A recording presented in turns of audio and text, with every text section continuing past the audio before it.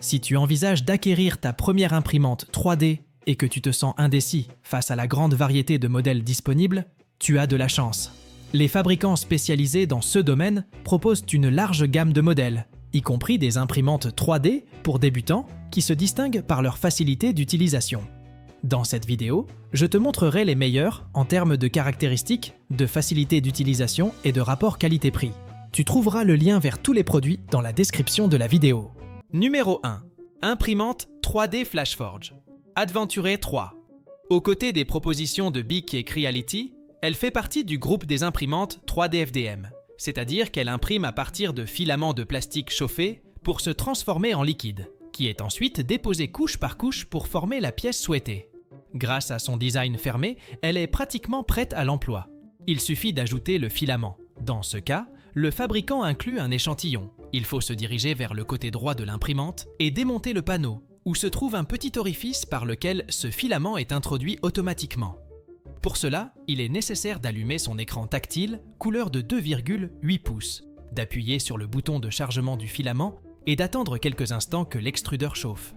Un détail à noter de cette buse est que son design est amovible. Si nous voulons utiliser des filaments différents du PLA, par exemple l'ABS, et qu'il est nécessaire de dépasser les 240 degrés que supporte celle par défaut. Les tests effectués ont été satisfaisants et les résultats sont satisfaisants, bien que comme avec toutes les autres, ce sont des machines qui nécessitent une petite courbe d'apprentissage. Le seul inconvénient est qu'elle est un peu plus lente que les autres. D'ailleurs, il est intéressant de noter qu'elle intègre une caméra qui permet de suivre le processus d'impression à distance pour s'assurer que tout se passe bien.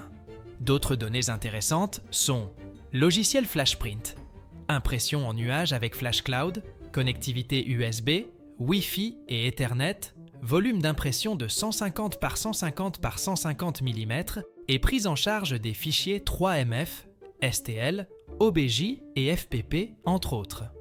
Numéro 2. Ender Fa2 Neo. Deux des caractéristiques les plus importantes qu'elle introduit sont la présence d'un OTAN plus avancé qui améliore le processus de refroidissement et une fonction de nivellement automatique, ou auto-level, CR Touch pour un nivellement plus précis, ce que les utilisateurs moins expérimentés apprécieront. De plus, il convient de noter le design de sa base et la structure métallique de son extrudeuse, qui promet une haute résistance. Comme elle est préassemblée, le processus de montage ne prend pas plus de 15 minutes.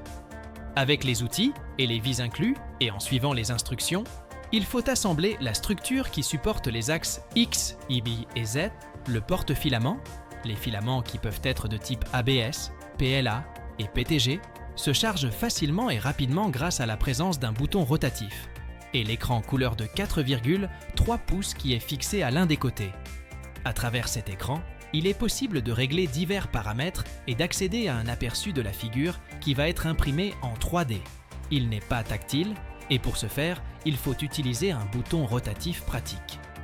Par ailleurs, comme les câbles sont identifiés et marqués, il est assez facile de savoir où va chaque câble. Elle est livrée avec une carte mémoire contenant quelques exemples de tests à imprimer. Il y a aussi le programme Creality Slicer pour personnaliser différents paramètres. Par exemple, la hauteur des couches, la température, le remplissage, et travailler avec les figures que l'on conçoit soi-même ou que l'on télécharge depuis d'autres sites et qu'on envoie ensuite à l'imprimante. Elle est compatible avec les formats STL, AMF et OBJ.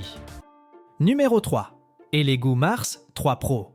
Il s'agit d'une imprimante 3D à résine qui se distingue par sa facilité d'utilisation. Elle est pratiquement montée et le seul élément à ajouter est la plateforme de construction en suivant les indications de son manuel d'instruction. Un manuel qui, bien qu'il soit en anglais, est assez bien compréhensible. En ce qui concerne sa calibration, ce processus n'est pas trop compliqué, même si l'on n'est pas familier avec ce type de machine. Avec un design qui n'occupe pas beaucoup d'espace, 438,5 par 227 par 227 mm, elle intègre un écran tactile, depuis lequel ses fonctions sont gérées à travers les boutons Tool, System et Print. De plus, juste en dessous de cet écran se trouve un connecteur USB auquel on peut connecter la clé USB incluse avec l'imprimante 3D, contenant quelques exemples de tests à imprimer. Pendant ce temps, le programme a installé sur l'ordinateur pour configurer les différents paramètres tels que l'épaisseur des couches des pièces, et importer d'autres fichiers de modélisation 3D, toujours au format STL, est She2Box. Elle travaille rapidement et garantit de bons résultats, même au niveau des détails. Cette expérience d'utilisation positive est favorisée, entre autres, par son écran LCD monochrome de 6,6 pouces et une résolution de 4098 par 2560 pixels, ainsi que par sa source de lumière COB qui comprend 36 lumières LED UV qui aident à solidifier la résine, à acheter séparément. En bonus, elle inclut un petit purificateur d'air qui aide à atténuer l'odeur de la résine. Numéro 4. Imprimante 3D BQ B1. Ce modèle se distingue par son rapport qualité-prix.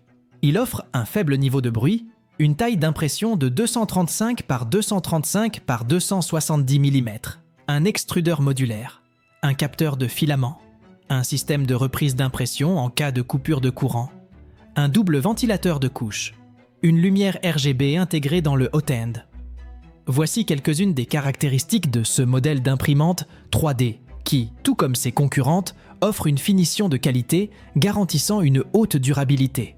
Cependant, comparé à eux, le processus d'assemblage des pièces est un peu plus compliqué, malgré le fait que les instructions semblent faciles à suivre. En revanche, le processus de calibration de la machine a été beaucoup plus facile que prévu.